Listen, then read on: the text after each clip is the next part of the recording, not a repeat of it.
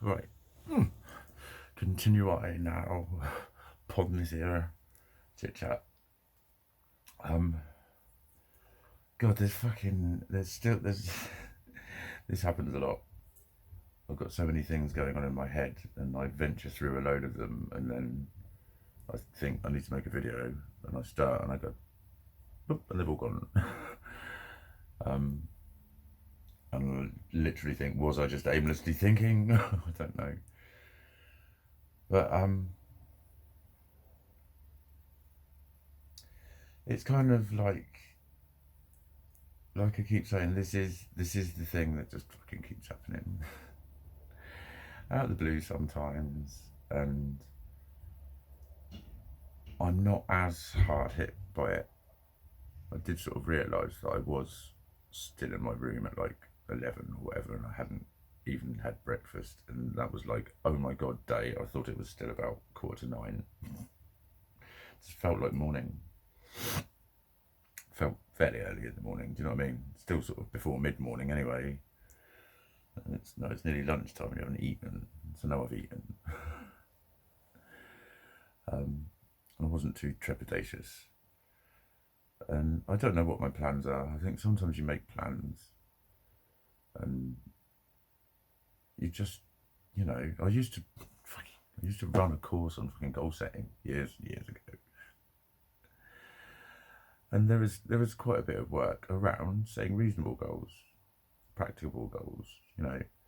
When I did my Open University study, I bought a book called The Good Study Guide, and it talked about being really, really reasonable with yourself about, if you reckon you can manage 3 hours study on a Tuesday afternoon because you're home early from work that day or whatever, you'll probably only manage an hour and that sort of stuff.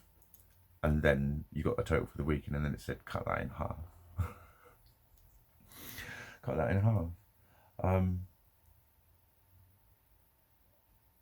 There's nothing wrong with that. There's nothing wrong with that. Setting goals at the right level.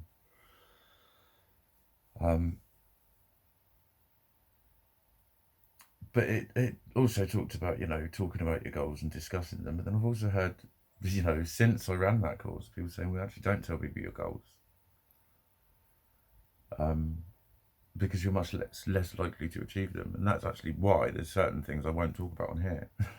Certain goals I just will not be specific about.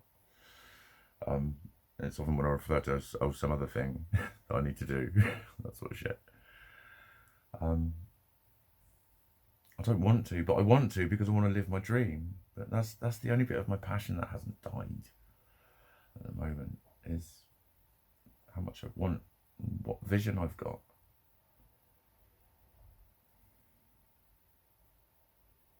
That I feel excited about.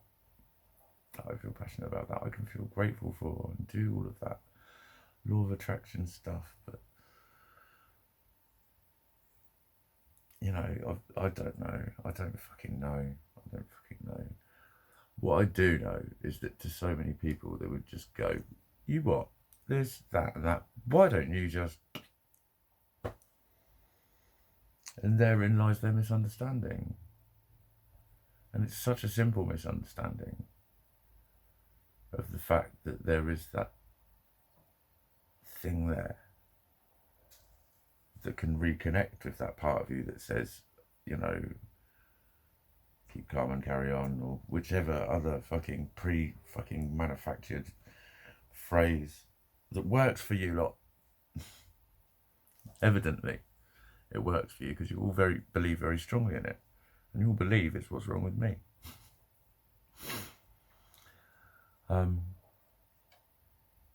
And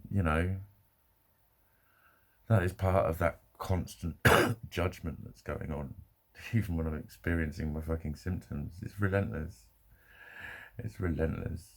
Everything's fucking relentless because everything can just be simplified and rationalized and objectified. That's the thing. It's always objectified. So this was happening. Just do that. There's no emotional connection to what's going on, or no emotional understanding, awareness of what someone in that position was going through. Not just the fact that this thing happened to that person and that was a bad thing. that person needs to just forget about the bad thing. I know I said simplified, analysed, but fucking hell, that is making it a little bit too, that's taking things a little bit too extreme. Really.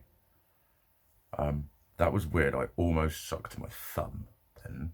I tied a bracelet into the two, no, it was a frayed end, actually. It was starting to unravel. I was trying to save it, and I tied some knots and discovered I was hopeless at tying knots. So I tied a bracelet into it, and I just hung my thumb on it because it felt nice. But it just I almost went. Literally, I did suck my thumb when I was a kid, and to the point where I can remember doing it. It must have been about 4, I think, before it was beaten out of me, guilt tripped out of me.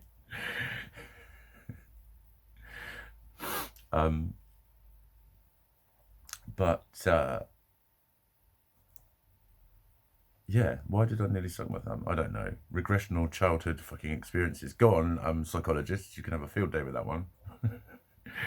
And go. Tell me the magic sentence I need to say. And everything else will make sense after that. Sorry, I'm cynical because just so all too often there's an understanding that it goes on, but there's not an understanding of the impact of it. There isn't. And the inability to process normal thoughts thereafter, after one of my like global emotional fucking flare-ups, there's a lot of bizarrity and weirdness and first day at school feeling and just all sorts of odds, you know. Interactions get difficult. And, you know, they're only with my landlady for 5 minutes. Oh, I'm being summoned.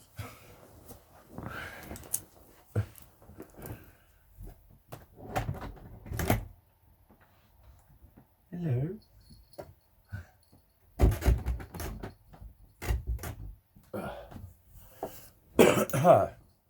Or with people down the shop or whatever. And they're just in situations where you know that they're going to be like quite often busy or doing something else or whatever anyway. And even a lot of them I struggle with. I struggle with. So, you know, like I've said, when you're interacting that poorly at that lower level, why would you expect too much of yourself by thinking I want a fucking relationship?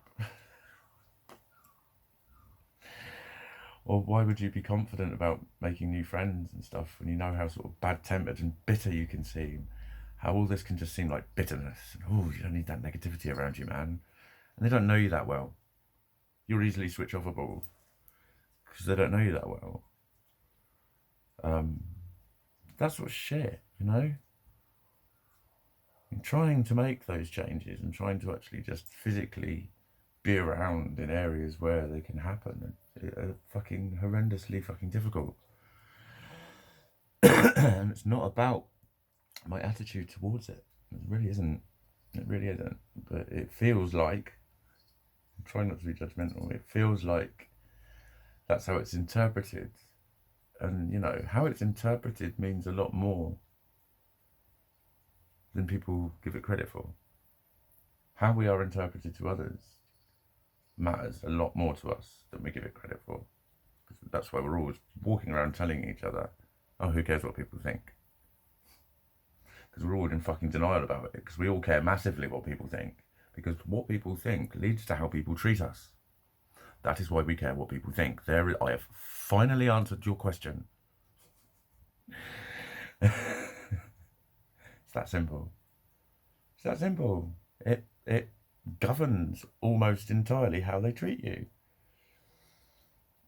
How people who have to talk to you will now be able to show you that they're only talking to you because they have to, and they can show that demonstratively in their tone of voice or their over forced politeness or whatever it is. Their tone of voice changes when they speak to you, and they're allowed to do that because of what they think of you.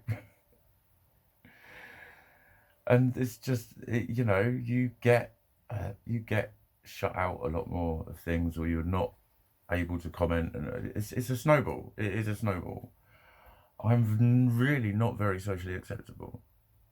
Hence, a lot of that fucking backlash happens in my direction, and that's a natural thing. So then, of course, I'm going to see it when it isn't there as well, because I'm very used to seeing it when it fucking is. I'm very used to the consequences therefrom. But then, you know, I'd be interpreted as being just paranoid and, oh, fucking hell, you're not that important to everyone, mate. You don't matter that much to everyone. Oh. Have you got low self-esteem? It contributes to your self-esteem, like, regardless of what you think of yourself, actually. That's what it does. When your actions are not welcomed, when your presence is not welcomed so often, it's accepted and acknowledged, but then also asked to leave. When the relationship fizzles out very fucking quickly, way too often, and there's only one common denominator.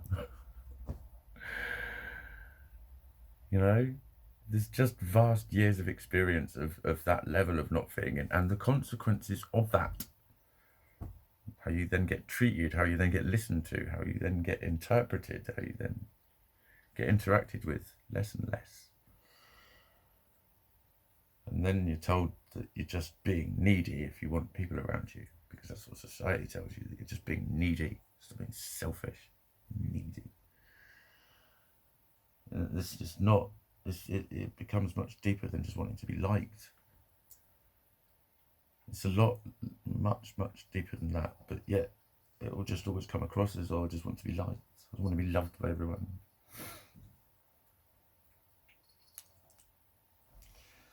I want peace of mind in some way or another.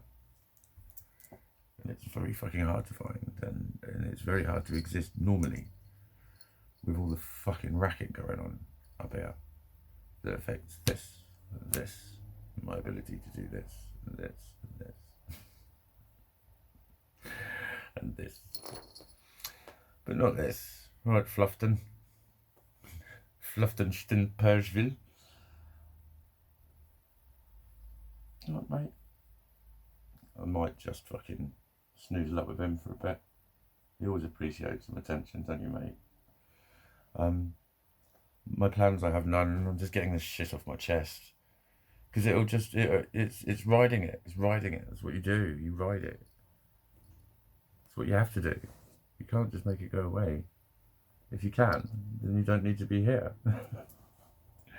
If you could, you would. Gizmo's doing as usual now. He's back to this, blocking the entire screen. Put that fucking phone down and give me some attention. That's it. Thank you, Giz. And just keep going to there. Lovely. Thank you. Go on. That's it. Good boy. Sit down. Good boy. Yeah, I've got my little man right on cue. Right on cue at the end of this video to at least spend a little bit of time with him, and then just see what happens in my day. Because if I set too many targets, I will just fucking start to feel like a fucking failure when I don't meet them. Start to feel exasperated because I can't do these simple things, and it's, oh my god, I'm only fucking talking about simple fucking household chores and doing laundry and shit like that, and they feel like fucking victorious achievements. And it's, ugh, doesn't fill you full of self-esteem, no matter how much of a cool guy I think I am, and how much I'm funny and characterful, or whatever qualities I've got that people say are the reasons to love me. Having that level of frustration and exasperation and hard work to get a few simple tasks done doesn't do well for your self-esteem. It's not an opinion of who I am.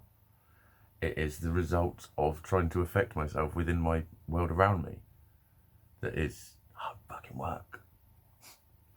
Anyway, I'm being summoned, it seems. So I shall end this one sharp.